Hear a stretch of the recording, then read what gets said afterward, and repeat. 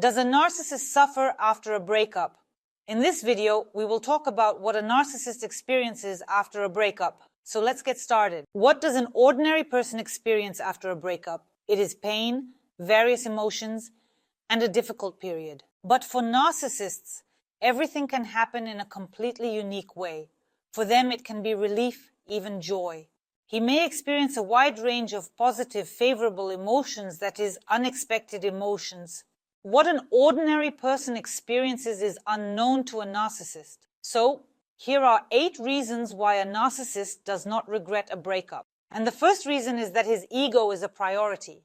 In other words, he only thinks about himself, and he always places his own well-being and satisfaction on a pedestal. Here he is on the pedestal, and his well-being, his feelings, emotions, here he is important, everything else is unimportant. And even if a partner disappears from their life, the manipulator, the narcissist, can still find some advantages for themselves. Next, the idealization of oneself. A narcissist is so in love with themselves that they even perceive a breakup as a liberation from certain shackles that may have hindered them in some way. All of this could have harmed, for example, their self-improvement.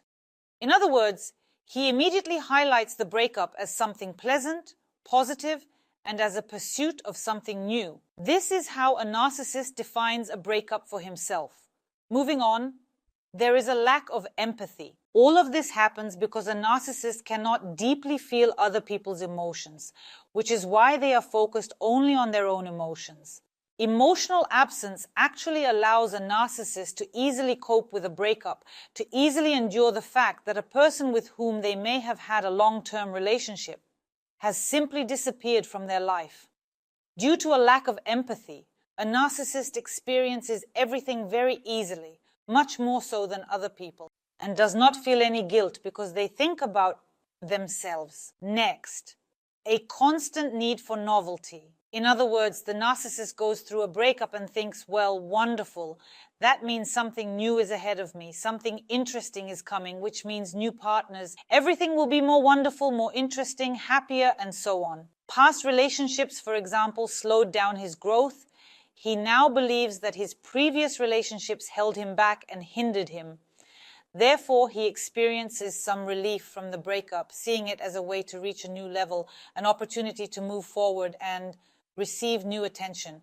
I just mentioned this. The narcissist now understands that there can be more attention, that life can be easier and better for him, and that he will live his life even more vividly.